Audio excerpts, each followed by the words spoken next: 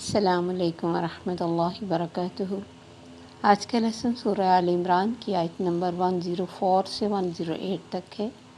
پارہ نمبر 4۔ اعوذ باللہ من الشیطان الرجیم، بسم اللہ الرحمن الرحیم۔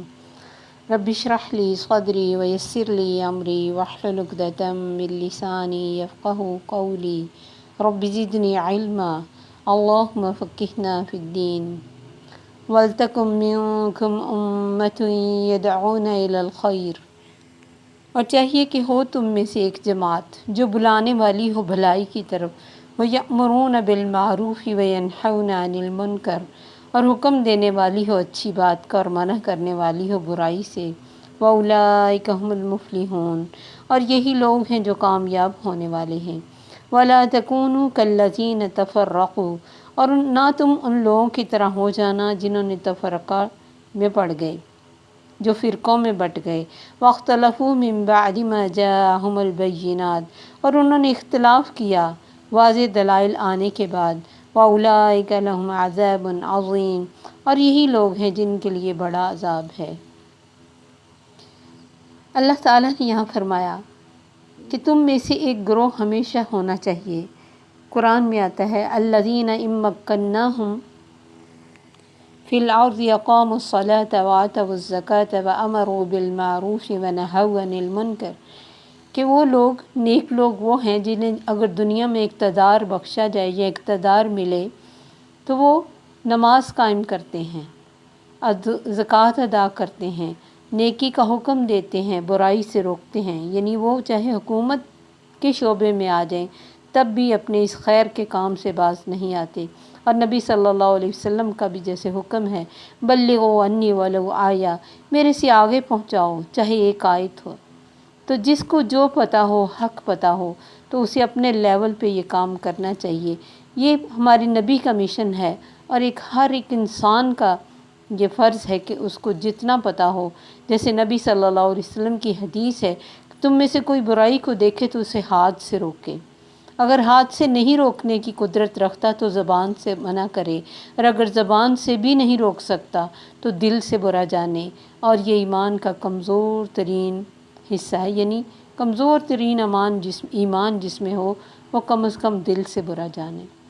تو ہر لیول پہ برائی سے روکنا اور اچھائی کا حکم دینا ضروری ہے، اور یہاں خاص طور پہ ایک جماعت اور ایک گروہ کا ذکر ہے کہ جو اس کے لیے اسپیشلائز کریں، جیسے دنیا کے کاموں کے لیے لوگ اسپیشل ڈاکٹر، اسپیشل انجینئر بنتے ہیں، دین کے بھی تمام معاملات میں اسپیشلائز کریں تاکہ لوگوں کو حق بات پہنچ سکے اور لوگوں کو نیکی کا حکم دے اور برائی سے روکنے والے بنے۔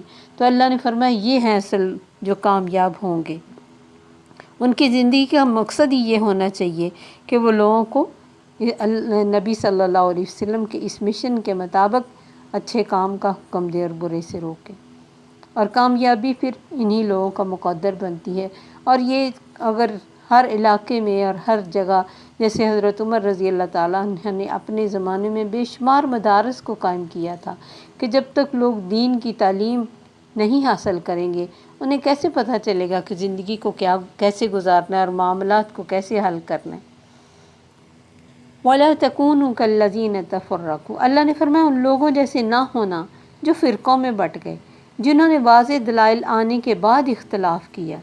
کیونکہ جتنے بھی یہاں مراد تو اہل کتاب ہیں، یہود و نصارہ، جو بے شمار فرقوں میں بٹ گئے، جس کے بارے میں بہت دفعہ میں حدیث بتا چکی ہوں کہ آپ نے فرمایا 73 فرقے میری امت کے بھی بن جائیں گے، لیکن ایک فرقے کے سوا سب دوزخی ہوں گے۔ صحابہ نے پوچھا اللہ کے نبی وہ کون؟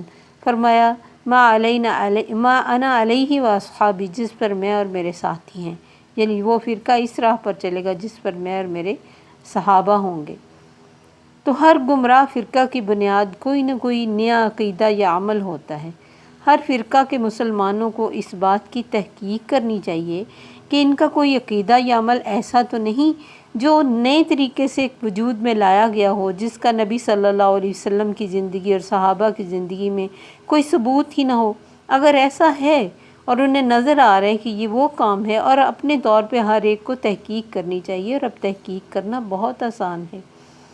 کہ یہ نہ ہو کہ انسان کو جو ملے کہ وہ اپنے ماں باپ کے دین پر ہی رہے ہمیشہ. اسے دیکھنا چاہیے کہ ہم حق پر ہیں کہ یہ نہیں. جو کام ہم کر رہے ہیں، جس طریقے سے ہم عبادات کر رہے ہیں اور جس طریقے سے ہم اپنی دنیا کے معاملات کو چلا رہے ہیں اور جن جن کاموں کو ہم دین سمجھ کے کر رہے ہیں، کیا واقعی وہ دین کا حصہ ہیں یا پھر بدعات ہیں جن کو دین بنایا گیا. کیونکہ بہت سارے فتنوں میں یہ بھی ایک فتنہ ہے کہ اب جو لوگ اس میدان میں آتے ہیں اور فتنہ پھیلانے والے ہیں، وہ یہ نہیں ہے کہ وہ جاہل ہیں. وہ بہت پڑھے لکھے، بہترین تجوید جانتے اور بہترین یعنی جو تعویل اور اور متشابہات میں سے استنباط کر کے اور محکمات کی غلط تعویل کر کے لوگوں پر اس طریقے سے الفاظ اور عربی کے الفاظ نکال کر بتاتے ہیں کہ انسان یہ سمجھتے کہ وہ پڑھا لکھا ہے، وہ بیوقوف ہو سکتا ہے، وہ غلط نہیں بتا سکتا. وہ جس کو ہم فالو کر رہے ہیں وہ بہت دنیا جانتا ہے اور اس نے بہت علماء سے علم حاصل کیا ہے. لیکن کوئی کتنا بھی بڑا عالم بن کے آ جائے، اگر کوئی ایسا حکم یا ایسا عقیدہ پھیلانے کی کوشش کر رہا ہے جو عقیدہ ہمارے نبی صلی اللہ علیہ وسلم نے اور اللہ کی طرف سے نہیں بتایا گیا، تو وہ چاہے دنیا میں کتنا بڑا ہو جائے اور کتنا اس کو پھیلا دیا جائے اور کتنے اس کے فالوور بن جائیں، اس کی طرف دیکھنا بھی نہیں چاہیے.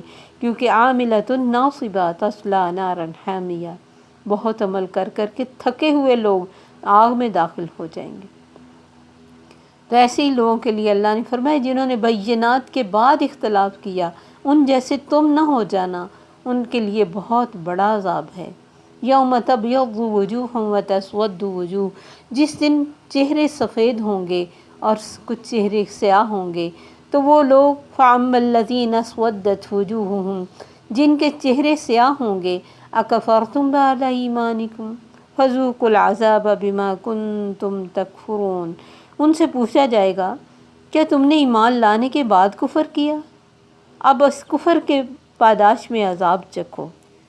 ایمان لانے کے بعد کفر کرنے کا مطلب یہ نہیں کہ وہ ہندو سکھ عیسائی یہودی بن گئے، بلکہ انہوں نے دین میں ہی ایسی تعویلات نکال لیں اور اپنے دین میں بہت بے اصل اور باطل چیزیں شامل کر لی کہ وہ کفر کے زمرے میں آ گئے. انہوں نے اپنے آپ ہی مسائل کا حل جو تھا ریچولز یعنی فرائض کی جگہ پہ دوسرے کاموں کو اہمیت دینی شروع کر دی. بظاہر وہ دین کے ہی کام تھے، لیکن اللہ نے کسی بھی فرض کو چھوڑ کے اس کے بدلے میں کوئی دین کا کام نہیں بتایا کہ نماز نہ پڑھو تو یہ کر لو، روزہ نہ رکھو تو یہ کر لو، الا یہ کہ کسی کو کوئی مجبوری ہو اور اس کے لیے کمپلسیٹ کر دیا گیا کہ کیسے بیٹھ کے، کھڑے ہو کے، لیٹ کے، اشارے سے، تیمم سے. لیکن یہ کہیں نہیں کہا گیا کہ نماز کو چھوڑ کے تو یہ عبادت کر لو، ویلفیئر کے کام کر لو، لوگوں میں اچھے مطلب کوئی بہت بڑے ویلفیئر کے ہاسپٹلز بنا دو، لوگوں کے کام آ جاؤ، لوگوں کے لیے کوئی ایسا یونین قائم کر دو ان کے مسائل حل کرنے کے لیے، اور نماز نہ پڑھو. یہ کہیں بھی نہیں آیا. لیکن جنہوں نے دین کو اپنی مرضی کی طرف موڑ لیا، جیسے اصحاب سبت نے مچھلیاں پکڑی نہیں تھی، نالیاں نکالی تھی، جس نے دین میں نالیاں نکال لی کہ ہماری مرضی کے مطابق دین کا حل مل جائے. اللہ فرمائیں گے تم نے ایمان لانے کے بعد کفر کیا، تمہیں پتہ تھا کہ تم غلط کر رہے ہو اور تمہیں پتہ تھا کہ تم دین میں کیا کیا چیزیں شامل کر رہے ہو، لیکن دنیا کے ایک نام کے لیے، ایک مال کے لیے تم نے اس چیز کو پھیلا دیا اور لوگوں کو پارٹی اپنے پیچھے بنا لی. تو ذائقہ چکھو عذاب کا اس کفر کی وجہ سے. اور ایک جگہ آتے کہ ان کے چہرے ایسے سیاہ ہوں گے کأنما اغشیت وجوہہم قطعا من اللیل، جیسے ان کے چہروں پر رات کا سیاہ ٹکڑا چھا گیا ہو. کیونکہ اس وقت وہاں تو رزلٹ نظر آ جائے گا، سب پتہ لگ جائے گا کہ ہم کر کے کیا آئیں. جب موت کے فرشتے ہی آئیں گے پتہ لگ جائے گا کہ ہمارا انجام کیسا ہوگا. قبر کی زندگی بتا دے گی ہمارا انجام کیسا ہوگا، برزخ کی زندگی بتا دے گی ہمارا انجام کیسا ہوگا. کسی کو بتانے کی ضرورت ہی نہیں. وَأَمَّا الَّذِينَ ابْيَضَّتْ وُجُوهُهُمْ فَفِي رَحْمَةِ اللَّهِ هُمْ فِيهَا خَالِدُونَ، اور جن کے چہرے سے سفید ہوں گے وہی اللہ کی رحمتوں میں ہوں گے اور اسی میں ہمیشہ رہیں گے۔ اور فرمایا اللہ نے وَيُدْخِلُهُمُ الْجَنَّةَ عَرَّفَهَا لَهُمْ، محمد سورت کی آیت ہے کہ انہیں جنتوں میں داخل کریں گے جس کو وہ پہچان لیں گے۔ سَيَهْدِيهِمْ وَيُصْلِحُ بَالَهُمْ، ان کو اللہ رہنمائی بھی کرے گا، ان کی حالتوں کو سنوارے گا اور ان کا آخرت میں بہترین انجام بھی ہوگا، اور اس جنت میں اور اس چہرے کی سفیدی کے ساتھ اور اللہ کی رحمت کے ساتھ وہ ہمیشہ رہیں گے۔ جب اللہ تعالیٰ نے اپنے رسول کو بھیج کر اور کتاب کو نازل کر کے لوگوں کو سیدھا راستہ بتا دیا اور اس بات سے بھی آگاہ کر دیا کہ آخرت میں کن کاموں کے بارے میں اللہ نے پوچھنا ہے، اس کے باوجود اگر لوگ ہدایت کی راہ اختیار نہ کریں یا اپنے غلط طرز عمل کو اور اپنی غلط بدعات کو حق بنا کے لوگوں کے سامنے پیش کریں اور خود بھی اس پہ عمل کریں، تو وہ خود پھر اپنے آپ پر ظلم کرنے والے۔ اللہ کا کوئی ظلم نہیں ہے کسی پہ، اسی لیے اللہ نے بار بار فرمایا وَمَا ظَلَمَهُمُ اللَّهُ وَلَٰكِنْ كَانُوا أَنفُسَهُمْ يَظْلِمُونَ، انہوں نے اللہ پر ظلم نہیں کیا یا اللہ نے ان پر ظلم نہیں کیا، انہوں نے خود اپنے آپ پر ظلم کیا کہ حق کو چھوڑ کے ناحق راستے پہ چل پڑے اور باطل کے راستے پہ چل پڑے۔ تِلْكَ آیاتُ اللَّهِ نَتْلُوهَا عَلَيْكَ بِالْحَقِّ، یہ اللہ کی طرف سے آئی ہوئی آیات ہیں، ہم اس کو تجھ پر پڑھتے ہیں حق کے ساتھ۔ وَمَا اللَّهُ يُرِيدُ ظُلْمًا لِّلْعَالَمِينَ، اور اللہ جہان والوں کے ساتھ ظلم کا ارادہ نہیں رکھتا۔ ظلم کا لفظ بڑا وسیع ہے، اس کی ضد عدل ہے، یعنی اللہ تعالیٰ عادل ہے، ظالم نہیں ہے، اس لیے ایسے کسی کام کا اس سے مطلب ہو جانا اس سے ممکن ہی نہیں جس میں ظلم کا شائبہ تک پایا جا سکتا ہو۔ مثلا وہ کسی مستحق رحمت کو سزا دے دے، یا زیادہ اجر کے مستحق کو تھوڑا اجر دے دے، یا کم سزا کے مستحق کو زیادہ سزا دے دے، یا زیادہ سزا کے مستحق کو کم سزا دے دے، یہ سب باتیں عدل کے منافی ہیں۔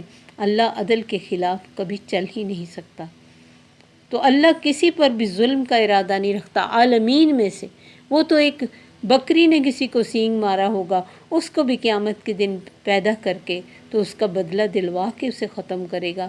جو ایک جانور کا بدلہ نہیں رہنے دے گا، وہ کسی انسان پر ظلم کیسے رہنے دے گا، اور کیسے وہ ظلم خود کرنے والا ہو سکتا ہے۔ تو اگر ہم چاہتے ہیں کہ ہم خیر امت بنیں اور امت وسط، جو اللہ تعالیٰ نے فرمایا وَكَذَلِكَ جَعَلْنَاكُمْ أُمَّةً وَسَطًا لِتَكُونُوا شُهَدَاءَ عَلَى النَّاسِ، اگر ہمیں یہ آنر کو سنبھالنا ہے کہ ہم لوگوں پر گواہ بنیں گے، کتنا بڑا آنر ہے کہ تمام امتیں جو حضرت آدم سے لے کے حضرت عیسیٰ علیہ السلام تک آئی ہوں گی، اور ان سب امتوں پہ امت محمدیہ جب گواہی دے گی تو کتنا بڑا آنر ہے، اور ہمارے اوپر ہمارے نبی گواہی دیں گے۔ اس قرآن کی وجہ سے ہی ہمیں یہ سب کچھ پتہ چلے گا۔ اگر ہم اس قرآن کو نہ جانیں اور اس کے احکامات اور اس میں امتوں کے حالات کو نہ سمجھ پائیں اور نہ سمجھیں اور نہ سنیں، تو کیسے ہم وہاں گواہ بن کے کھڑے ہوں گے؟ اپنے اس آنر کو ہم کھو دیں گے اگر ہم خیرہ امت نہ بنیں گے۔ اس لیے اللہ تعالیٰ نے قرآن میں جگہ جگہ فرمایا کہ حکم دینے والے بن جاؤ، نیکی کا حکم دینے والے، برائی سے روکنے والے۔ آپ صلی اللہ علیہ وسلم نے فرمایا اگر کہیں کوئی برائی ہو رہی ہو اور کوئی اس کو برا نہیں سمجھے اور کچھ کرے بھی نہ برائی، تب بھی وہ ان میں شامل ہوگا کہ اس نے ان کو برا نہیں سمجھا بلکہ اسے اچھی لگتی تھی، بے شک وہ خود نہیں کرتا تھا۔ ایسے ہی اگر کوئی نیکی کا کام کوئی کر رہا ہو اور انسان خود نہ کر سکے لیکن اس کے کام کو اپریشیٹ کرے اور اس کے بڑھانے میں مدد کرے، تو اس نیکی کے کام میں وہ شامل ہوگا، چاہے وہ کہیں بھی بیٹھا ہو۔